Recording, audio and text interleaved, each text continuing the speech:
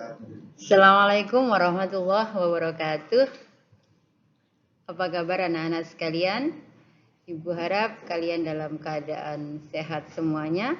Meskipun di KD yang kedua ini kita masih belajar secara daring, semoga Allah tetap memberikan kesehatan pada kita semua. Baik anak-anak, sebelum kita mulai pelajaran kita pada pagi hari ini, mari kita berdoa. Semoga ilmu yang kita dapatkan bermanfaat. Berdoa, silakan.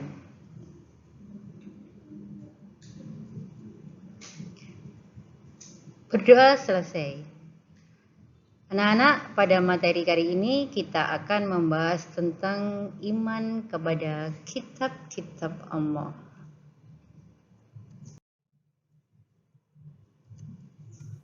لو كان بيننا الحبيب لدنا القاسي والقريب من طيبة قبل المغيب طالبا قرب الحبيب بقربه النفس تطيب وتدعو الله فيجيب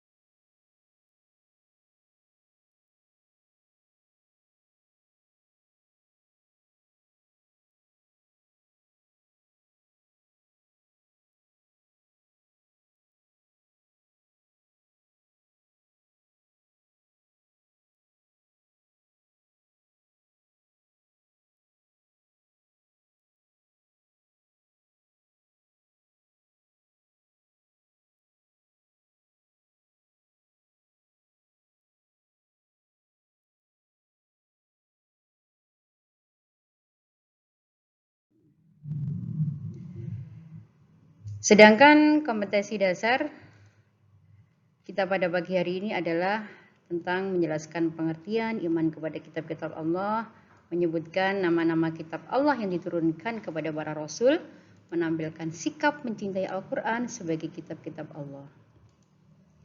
Kemudian ada beberapa indikator di sini, ada 6, nanti bisa kalian baca. Selanjutnya kita ke materi, pengertian iman kepada kitab Allah. Iman kepada kitab Allah adalah mempercayai dan meyakini dengan sepenuh hati bahwa Allah Subhanahu wa Ta'ala telah menurunkan kitab-kitabnya kepada para rasul sebagai pedoman hidup bagi umat manusia. Sebagaimana firman Allah dalam surah Al-Baqarah ayat 3 yang berbunyi, A'udzu billahi minasyaitonir rajim. Bismillahirrahmanirrahim.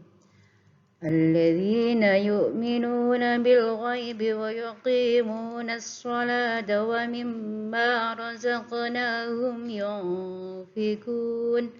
Shadaqallahul azim. Yang artinya mereka yang beriman kepada yang gaib, yang mendirikan sholat dan menafkahkan sebagian rizki yang kami anugerahkan kepada mereka. Allah menurunkan 4 kitab yang ada di dunia ini. Jadi tidak hanya Al-Quran, ada 4 kitab yang diturunkan oleh Allah, atau istilahnya kitab samawi. Yang pertama yaitu kitab Taurat, diturunkan pada abad ke-12 sebelum Masehi. Kitab Taurat ini diwahyukan kepada Nabi Musa pada abad ke-12 sebelum Masehi. Nama Taurat berarti hukum atau syariat. Sedangkan yang kedua adalah kitab Zabur, diturunkan pada abad ke-10 sebelum Masehi, dan kitab ini diturunkan kepada Nabi Daud untuk bangsa Bani Israel dan ditulis dalam bahasa Kipti. Kitab yang ketiga yaitu kitab Injil, diturunkan pada abad ke-1 Masehi. Kitab ini diturunkan kepada Nabi Isa. Dan yang terakhir adalah kitab Al-Quran yang diturunkan pada abad ke-7 Masehi. Selama kurun waktu pada tahun 611 sampai 632 Masehi. Kitab Al-Quran ini merupakan kitab yang diturunkan Allah kepada Nabi dan Rasul yang terakhir, yaitu Nabi Muhammad Sallallahu Alaihi Wasallam. Kitab suci Al-Quran diturunkan Allah sebagai penyempurna dan membenarkan kitab-kitab sebelumnya. Sedangkan pokok-pokok ajaran yang ada di dalam kitab-kitab Allah adalah yang pertama, kitab Taurat berisi tentang perintah untuk mengesahkan Allah. Yang kedua, larangan mengambil hak orang lain. Dan yang ketiga, berisi tentang larangan menyembah patung atau berhala. Yang keempat, berisi tentang larangan menjadi saksi palsu. Isi yang kelima yaitu larangan menyebut nama Allah dengan sia-sia. Kemudian larangan mencuri. Kemudian berisi tentang perintah menyucikan hari Sabtu. Larangan berbuat zina. Perintah menghormati kedua orang tua. Dan larangan membunuh sesama manusia.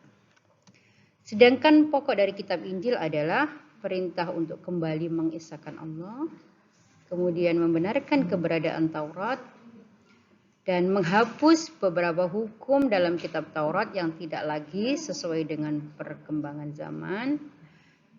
Dan yang terakhir di kitab Injil ini dijelaskan bahwa kelak akan datang kembali Rasul setelah Nabi Isa, yaitu Nabi Muhammad Sallallahu Alaihi Wasallam. Samping ada di kitab Injil, penjelasan ini juga terdapat dalam kitab Taurat. Dan yang terakhir adalah kitab Al-Quran. Pokok-pokok dari kitab Al-Quran adalah satu, tentang akidah atau keyakinan, yaitu hal-hal yang berkaitan dengan keyakinan seperti mengesahkan Allah dan meyakini malaikat-malaikat Allah. Yang kedua, tentang akhlak atau budi pekerti. Yang ketiga, berisi tentang ibadah, yakni yang berkaitan dengan tata cara beribadah seperti sholat, zakat, dan ibadah lainnya. Yang keempat adalah muamalah, yakni berkaitan dengan tata cara berhubungan kepada sesama manusia. Dan yang terakhir adalah berisi tentang tarikh atau sejarah. Baik anak-anak, sekarang kita ke perbedaan kitab dan suhuf. Kitab yaitu wahyu-wahyu Allah yang diterima oleh para rasul dalam bentuk yang dibukukan. Sedangkan suhuf adalah lembaran yang terpisah. Jadi suhuf ini sama firman Allah tapi belum dibukukan. Masih dalam bentuk lembaran.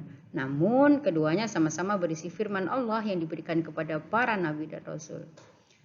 Siapa saja para nabi yang menerima suhuf? Yang pertama, Nabi Syed alaihissalam berjumlah 50 suhuf. Kemudian yang kedua, Nabi Idris alaihissalam yang berjumlah 30 suhuf. Yang ketiga, Nabi Ibrahim alaihissalam berjumlah 10 suhuf. Dan yang terakhir adalah Nabi Musa alaihissalam berjumlah 10 suhuf.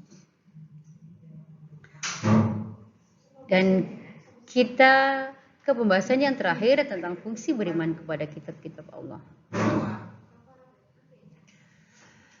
Apa fungsi iman kepada kitab Allah? Yaitu dapat menguatkan kadar keimanan dan menyempurnakan kitab dan amal perbuatan.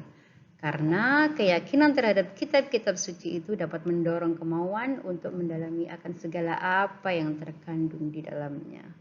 Baik anak-anak, demikian tadi penjelasan yang bisa Ibu sampaikan. Untuk lebih jelasnya kalian bisa buka di buku paket atau di ulang-ulang kembali video ini atau di PowerPoint sebelumnya agar kalian paham. Jangan lupa nanti ada tugas yang akan kalian kerjakan. Dan marilah pertemuan kali ini kita tutup dengan doa. Berdoa silahkan. Berdoa selesai, jangan lupa tetap jaga tilawahnya, tetap jaga sholatnya, dan fastabiqul khairat. Wassalamualaikum warahmatullahi wabarakatuh.